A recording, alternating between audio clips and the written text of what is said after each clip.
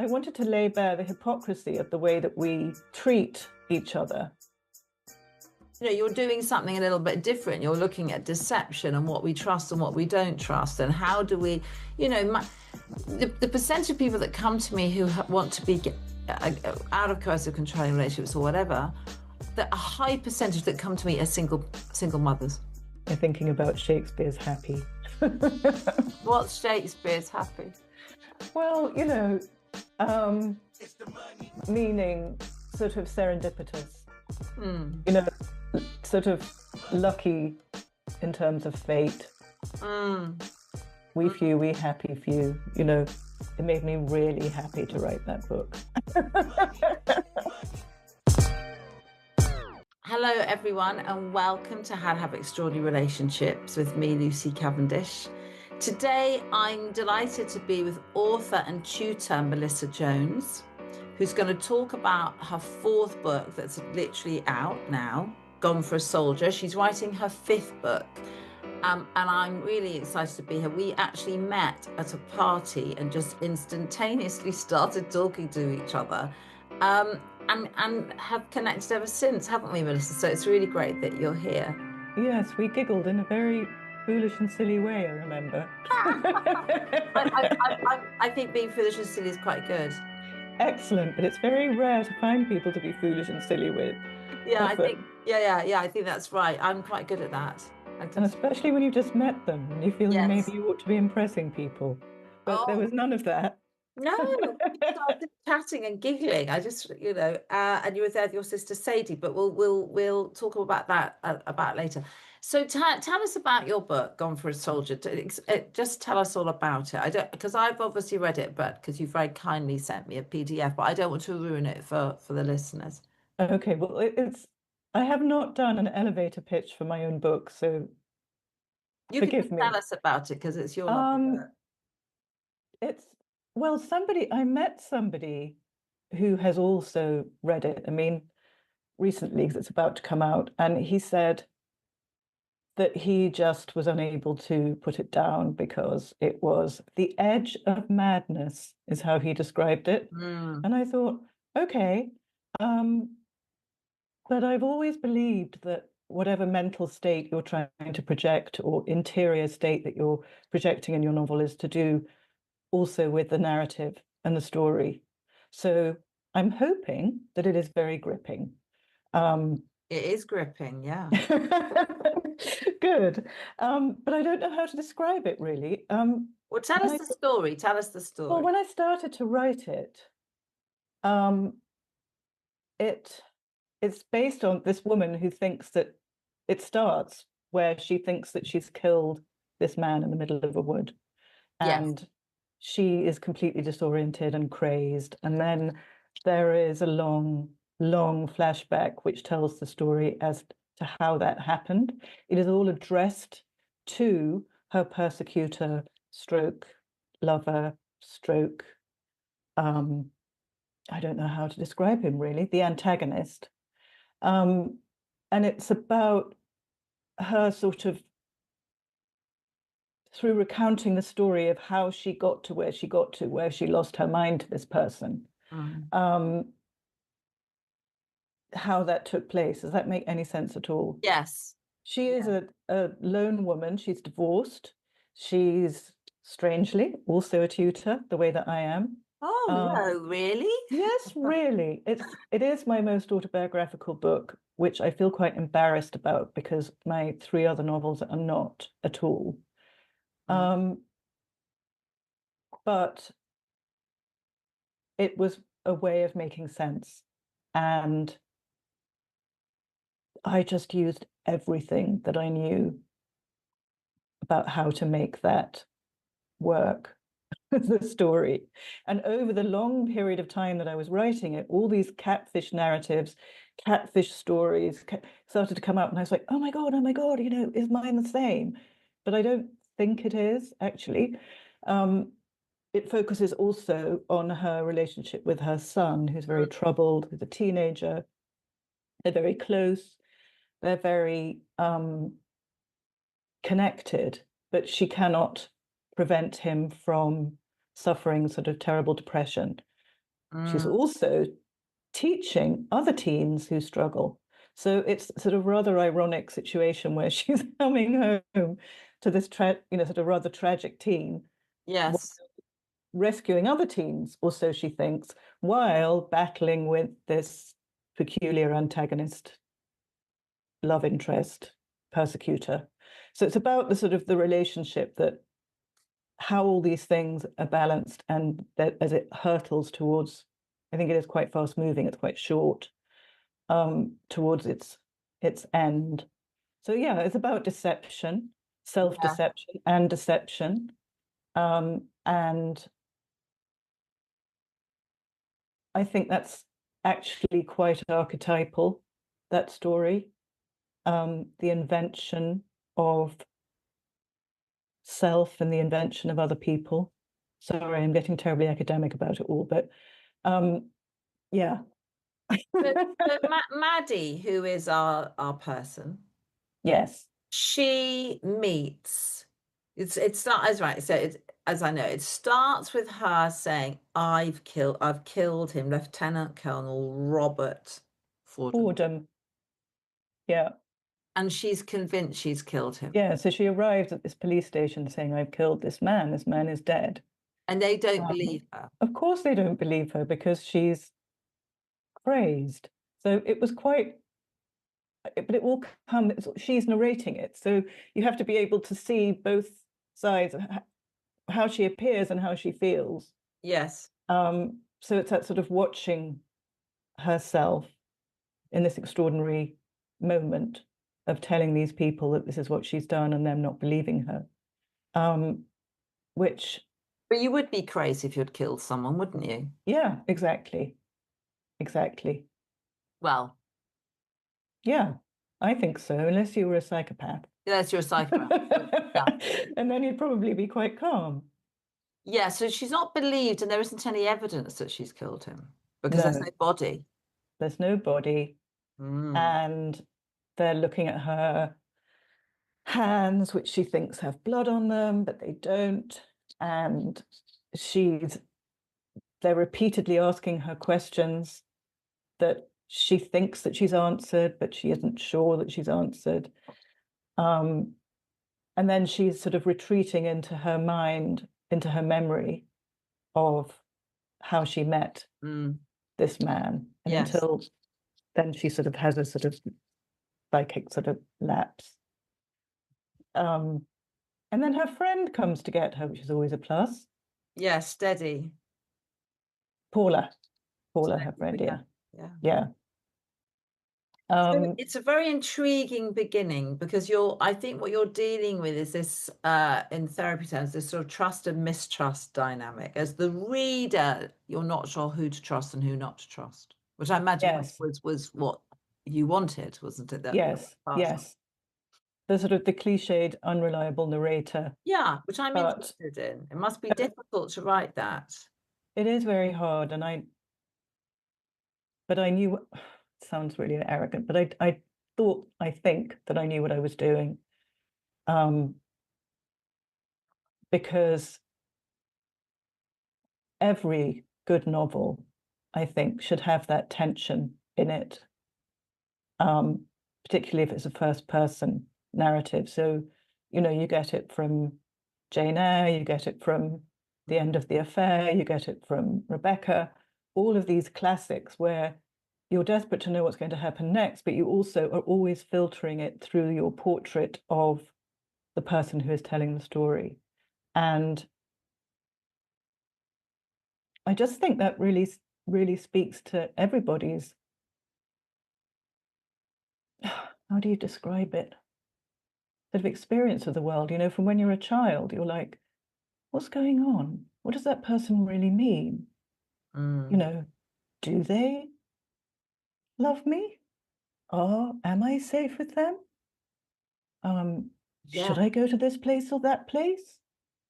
And so the subtext that you have in very subtle novels, for example, like Henry James, is what is powerful in much more so-called, sort of psychological thriller crime novels as well, the good ones, must be in that place of tension and wanting to know. Yeah, so people, yes, because people often look at people's relationships. Let's say someone's been, and I deal with this a lot with a coercively controlling partner. The Yes. question people always ask you is, well, how did you end up with a man or woman, in this case, man, who was so clearly, not okay? And it's because you're telling yourself a different narrative to the narrative that they're seeing. But also, I was watching I think it was a Scandinavian or Polish show about this. And one of the characters says to the other, I always thought it was just weak women that this happened to, or people who were, were not strong characters. But I think what happens is that there's resistance, resistance, resistance, because there's some part of the instinct that goes, oh, I'm not really sure about this. And there is this sort of overwhelming courtship. And then there's a sort of, okay, well, I could give it a try. So it's gradually, gradually all at once, and then you're in it. And then when you're in it, you are just at war with yourself because you're then in cat and mouse and you can't get out of it and you can't see out of it. And it is very disturbing dynamic. And I can only really have sympathy because, yes, it's absolutely clear from the outside. Yes. Yes. So what you were saying about these different narratives, and even as a child, there's that sense of, well, I think when you're very little, you just think everyone's telling you the truth, right? I don't think you question Yeah, if you're little. You just think if your parents tell you whatever, the it's world's true. flat. You just think Yeah. it is because your parents are gods. You don't think my parents are obviously nuts. The world is quite clearly not flat. But You're also you 3 may years have old or something. yeah, but you may believe them, but you might have a bit of a tummy ache or, I think that there's an instinctive understanding of the world, isn't there? And but that tension can start from very young. Would you agree? I do agree, and I would also say that as a child, I mean, I definitely had instincts about men. People's, there'd be men I just didn't like, and I remember my mother saying, "But why don't you like so and so's father?" And I'd be like, uncomfortable. Don't like him. You can Just just don't like him. tell. Don't want to be around. Yeah, Don't want to be near him. I feel uncomfortable. yeah. That may be really unfair, but I just, you know, I think But that's that good. That's good that you had that instinct. Well, I might be completely wrong, but there were certain, and I didn't have it around women really, but I really had it around certain men Mm. that I felt uncomfortable around. Anyway, we're getting off. So, what? Well, it's all in the novel, and you said this is your most autobiographical novel. Can you tell us a bit about? Well, I mean, it was just, based on a similar encounter that I had. And I think that I was sort of, after it happened, quite traumatized and sort of just had this sort of fury of wanting to write it. Mm, Um, and I was teaching at the time, so it took 7 years on and off drafting this book. Whereas my first three, it was 6 to 8 months right. because it was much easier. I had time because I was at home, the children were little, or before the children were born. And so I could just absolutely plan it and go for it. Mm, But also it wasn't just the time, it was the 7 years of metabolizing it and making it work, you know. mm, So it I was mean, all 7 the years. drafts are not different. It's to do with the way that the narrative is structured sometimes. Um, but yes, I mean, the work is the work and I'm me. So it's not the same. I wanted to make of it something, you know, Mm. um, and maybe almost a warning, I don't know. What would the Because, warning? Yes, sorry, carry on. Yeah. well, about being deceived and about going against your instincts and to me, because he was a soldier, I think that, it really chimed with me, that character, because, with all of that awful policeman behavior that we read about and all of that, you can Yeah. trust us. We are in charge of the world. You can come to us, and if you're in trouble, we will help you. We serve. That is meant to be the whole purpose of the military and the police and all of Yes. these structures, these patriarchal structures that we grew up with. And so, that respectability, it wasn't some sort of, sexy guy in a band or that I chose to write I'm about. in a band, and I can tell you, Well, of exactly. course, But there's something. Yeah, you of know what course. I I mean, mean? yeah, they're not. I wanted to They're not rock and lay rollers. They don't have "I'm a rock and no, roller" tattooed on their foreheads. yeah, Yeah. but I wanted to lay bare the hypocrisy of the way that we treat each other. That we have these institutions and they allow appalling abuse to go on. And then it also made me sort of parallel with war and with all of these things that I just disagree with so profoundly. That there's so much toxicity where it comes to men. And I think that men have such a difficult time adjusting to the world. And there's been so much effort put into women and how women feel. I taught so many boys who they just didn't know who they were meant to be anymore, because all of the traditional ways of being a man had gone. So I wanted to contrast the insecurity of this very clever teenager with, the teenagers that were being taught and with this sort of soldier. And there's a line in the novel where the soldier says, "Not another boy," because they are boys. They're boys when they go into the army, soldiers. We're all boys. So how are we responsible for creating these models of masculinity and models of femininity? So that was also really important to me.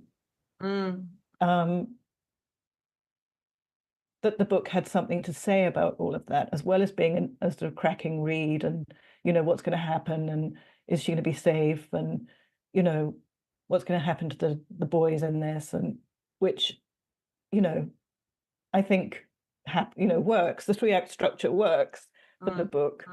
You're not just left with a sort of repetitive arc. When you're writing in the first person, how important is it that you're the character is likable? Well, this was really difficult because this was my worst nightmare about this novel, which is with everybody would just look at this woman and go, "She is ridiculous. This is ridiculous. I just don't care." That was my fear. I can imagine that was a fear, because if you don't engage with Maddie, you're not going to want to continue. Exactly. And especially when you're dramatizing somebody being, terrible things happening to them. It was really difficult. I don't know if I pulled it off. I mean, it's the first question that I ask people when they read it, I mean, when you were writing it, did you like her, or did you get frustrated with you? Like, for God's sake, Maddie, why are you being such an idiot? I mean, I'm not saying that's how I felt, but I'm interested. No, lived with Tammy. well, I just felt that I had to be convincing about the moment that she gave in to and be convincing about what the love bombing, what the situation that she was in was, which was very precarious financially. Yeah. Very lonely, single mother, all of those things that put the pressure on her, So there was that. But that's a really difficult question, because my very first novel I wrote 4 protagonists, and the initial protagonist isn't very likable. But she's really well put together. But I could switch. Whereas this one, I can't switch. And the second one was all written as letters from a completely sort of sick person. That was my kind of Lolita tribute, I think. And the third one was written in the third person with some letters, and I think that young girl, because I base it on Minnie Temple, who was Henry James's muse, and I wanted to write a 19th century novel in the spirit of a 19th century novel, but that would also be revisionist. So that has a great deal of hope in it. That again, but then I thought, oh, well, maybe she's really annoying. I mean, how do you know? I don't think you can know. You can just try to go with your instincts, Yes. As a writer, and that's hard because you have to back yourself, every time you sit down to write. Well, you're looking at, I mean, I think what you're doing is we've sort of hinted at your novels is looking at things that are quite dark. Yes, they are dark. We're not in sort of Yeah, shopaholic and baby territory, which is fine because we all do, and that's not dissing and anyone that's writing those beautiful books. You're doing something a little bit different. You're looking at deception and what we trust and what we don't trust, and how do we, the percentage of people that come to me who want to be out of coercive controlling relationships or whatever, that a high percentage that come to me are single mothers. well, that's very interesting in itself, isn't it? Yeah, they're Because the whole exhausted. safety net is gone. The safety They're net's gone. They're exhausted. tired.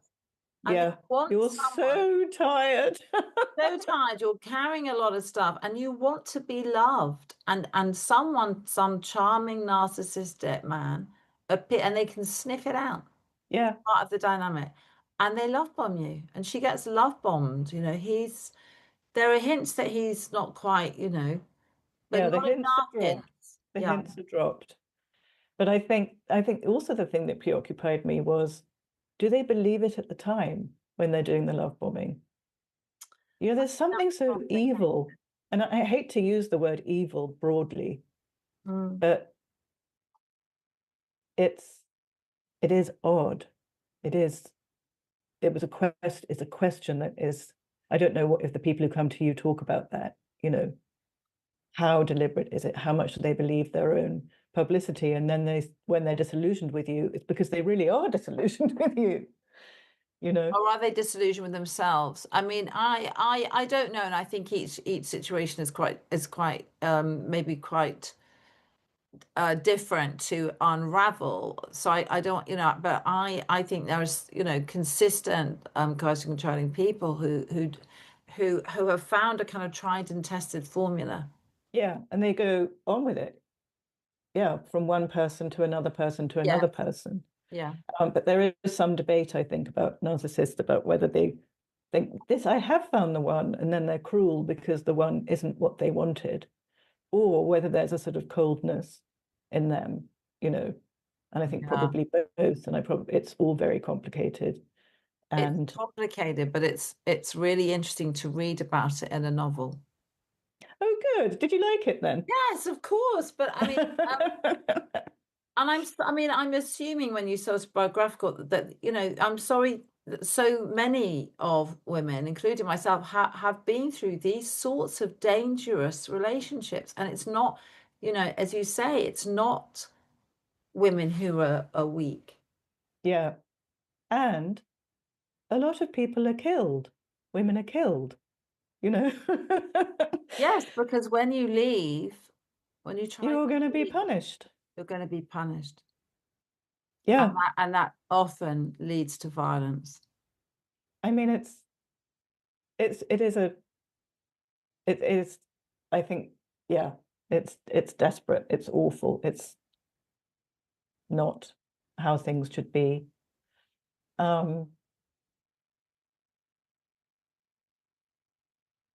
But yes, they're not all totally miserable.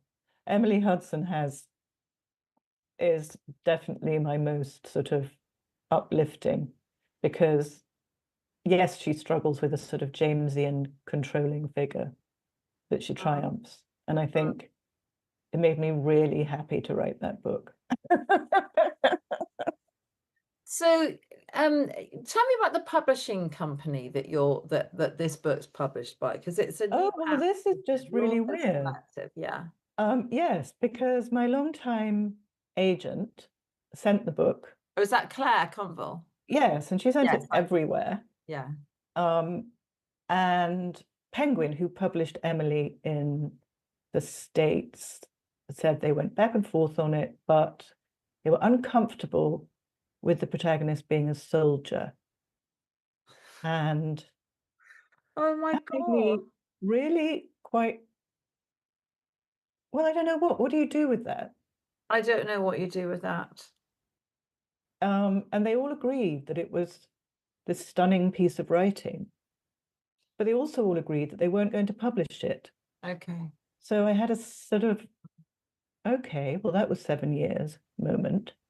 Mm. And then I heard about the Authors Collective, Mm. which has just been started up by a collection of previously published authors Mm. who have all got to an age and stage, maybe just stage, where their concerns aren't considered, I don't know, as mainstream, possibly. I don't really know. Mm. But instead of sort of saying, oh, well, we'll just give up then, we're all publishing together. Oh, So brilliant. the launch is three novels and a non-fiction together. And then there'll be another set of titles in the autumn. And it's just been brilliant because of the support and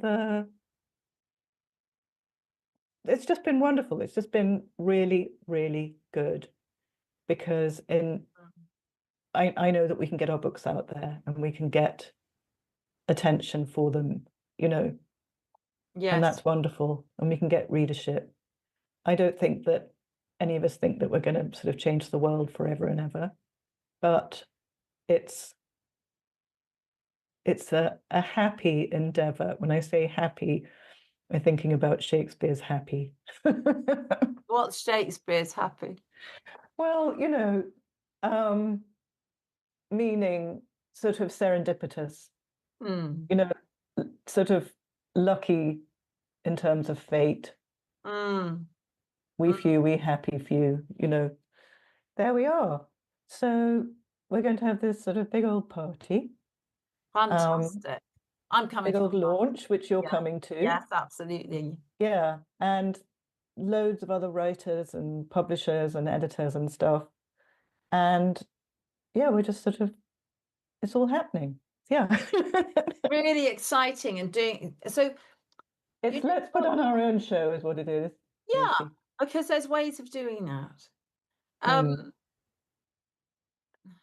It must be difficult for anyone to have spent time writing something they're very proud of and for it to get rejected when that's not what you're used to.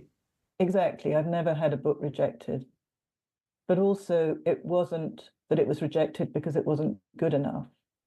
And I wasn't proud of it because you're never sure. You're not arrogant enough to think that this is brilliant. But then when you hear this is brilliant, but we're not going to publish it, that's really hard. Did they say, can you make him not a soldier? I mean, No, they don't care. They just go on to the next thing. okay. Yeah. Yeah. Difficult. Mm. And it is something, I absolutely love teaching. It's Mm. been a whole wonderful thing that I never thought that I would do. Do you teach But English? yeah, but I'm a writer. So yeah, Yes. Well, you're both. yeah, Sadie and I, we're both writers. We are, and our father was a writer. Yeah. So tell me about your family. Your father was a writer and he's from Jamaica. Is that right? Yes, he was from Jamaica. Um, Yeah. so You we spent quite always, a lot of time of your childhood in Jamaica. yes, and we always, because he was one of seven. Wowza. His mother was a Quaker missionary who came from Iowa to teach the little children at Happy Grove School, which was on the other hill for where Mr. Fred M., that was my father's father, lived at Stonehaven with its view of the sea. And he was building his estates, Fred M. Jones Estates Limited, as they were. And he used to take her buggy riding every Sunday afternoon. And then she agreed to marry him. And her parents in Iowa said, "How could you marry this black man?" And she said, "Well, I think I will anyway." Good. And they had the 7 children, and they had, I think, and then my father used to call it, I grew up in, he wrote once, in Eden before the flaming sword, in that their lives were so, they had no electricity, no telephone, they galloped their horses, they went crocodile hunting, but they had a very, very strong education as well, with the English canon, as it was. And he went to university in America and to Oxford. Your father, yes. Yeah. And then he also, when he was 21, he ran a refugee camp for Palestinians. And Wow. he always said, I didn't really run it because the Palestinian was the chap who told me what to do, but he went out there as part of the Quaker relief movement.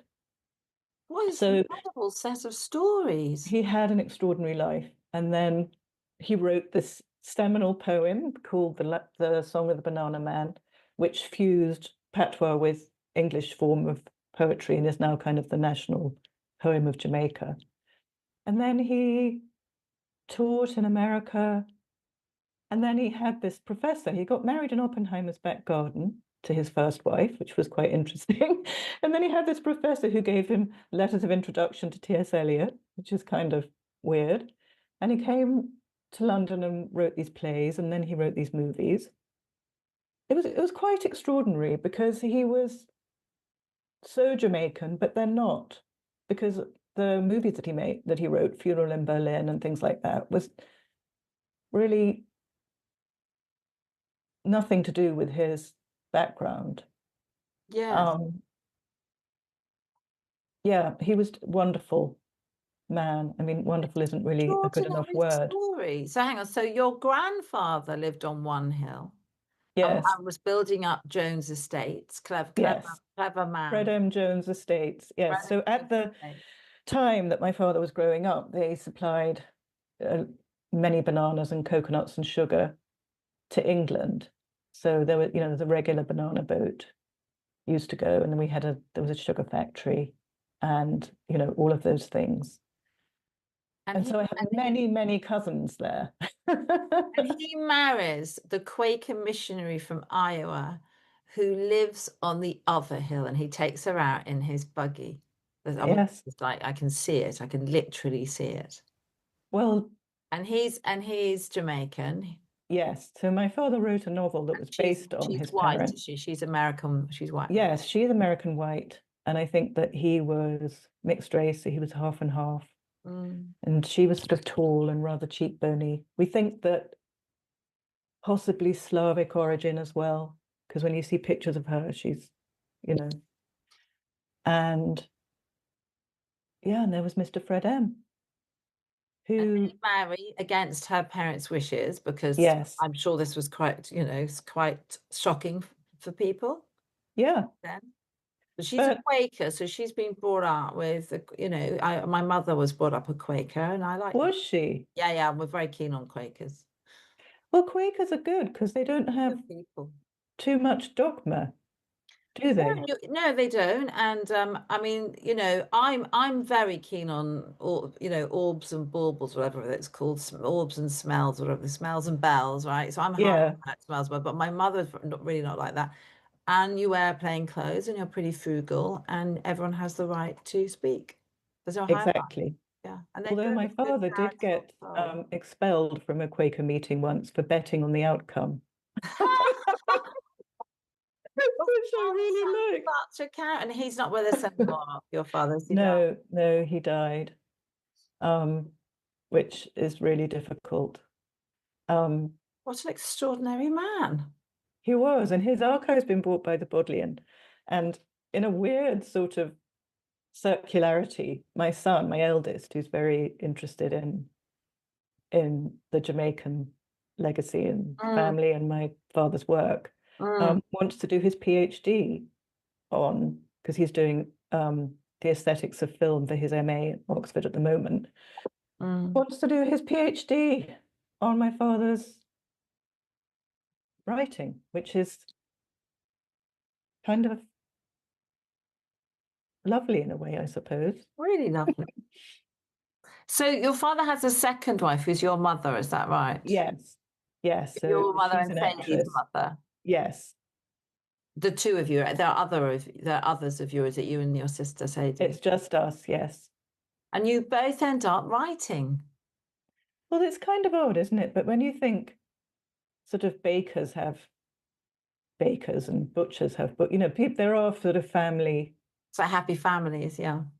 I mean, that you do pick up, don't you, what your Yes. parents do in Yes. many ways. Yes, you do. Yes, I think that's right. I think you do. Can I And ask the obvious question? what? Well, is there rivalry when you both started writing? Was it a bit like, well, hang on a minute, I'm a writer, you can't be a writer? Or were you okay with it? Well, it was weird because I always wanted to write since I was a child and wrote diaries and wrote this and wrote that. But then I went off and was educated and worked in film and telly and all of that. And I didn't write my first novel till I was 30. And she was trying to get established as a screenwriter. Right. So we were tremendously supportive of one another, I think. And then my first novel got this massive 2-book deal, but then it kind of collapsed because my editor left. So that was all a bit sad.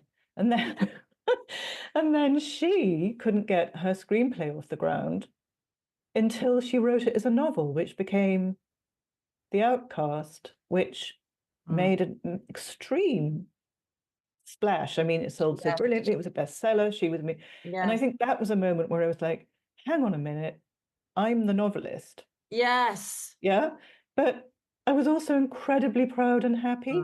Like the first time I saw her cover. I mean, how could you not be? But I mean, I'd be lying if I said that it wasn't difficult sometimes. But I think that our sort of we were always very close as sisters growing up. That has to trump everything. Sorry to use the T word. We'll forgive you in this context. Yeah. Yeah. Yes. Because there's so much luck and timing involved with everything. Particularly in publishing, where it's catching the moment, getting the publicity, the this, whatever, Yes. Because my first novel was preemptive bid, 2-book deal, big thing. So I knew that there was commercial possibilities there. You just don't really know what's going to happen. And I think it's a sort of a lesson, isn't it? And you never know what's going to happen in life.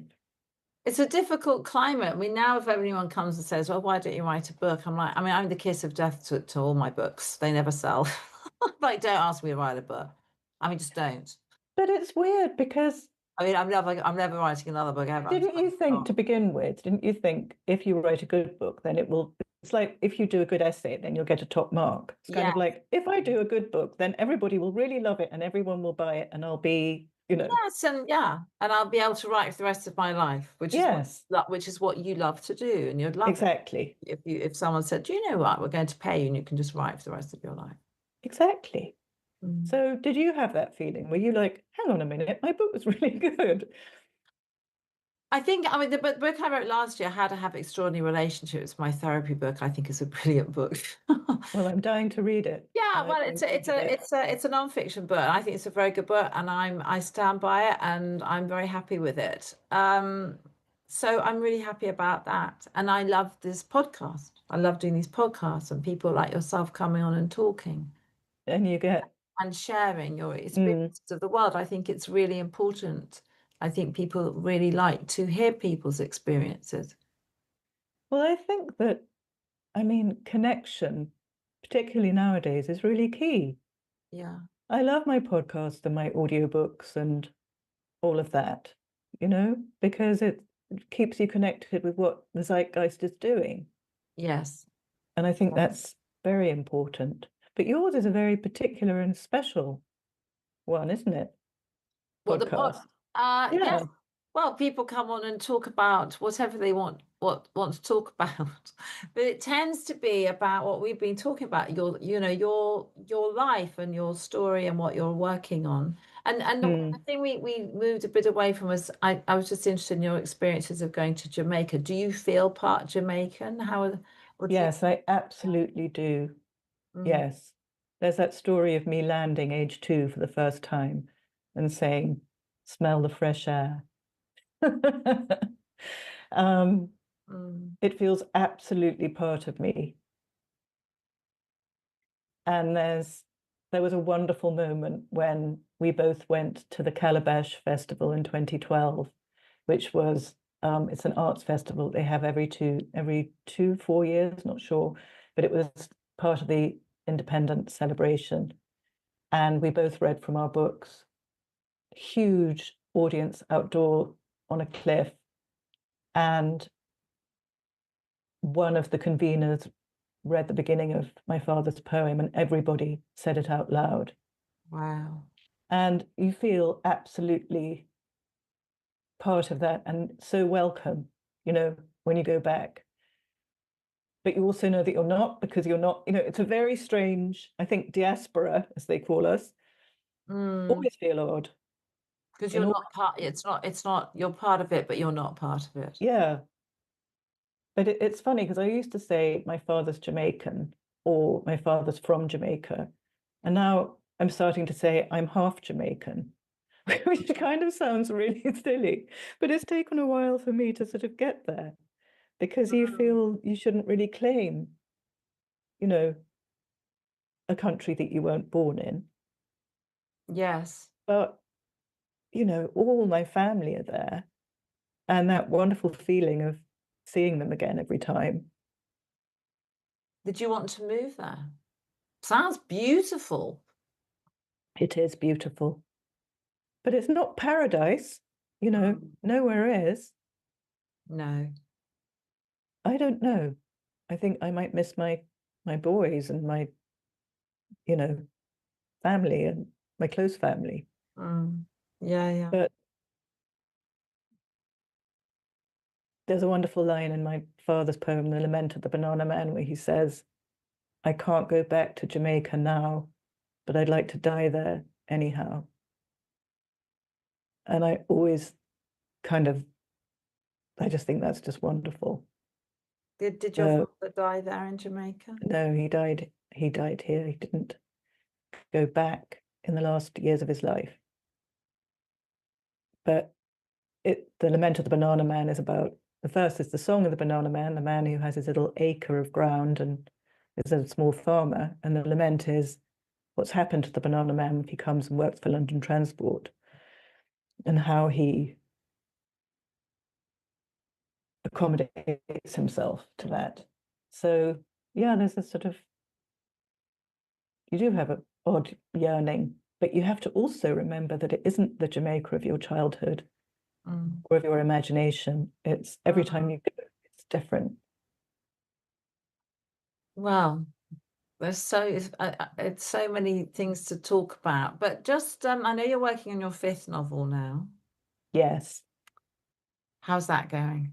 There's a lot of dreaming taking place, not very much writing, but I always have to sort of dream till I get to the point where I have to start.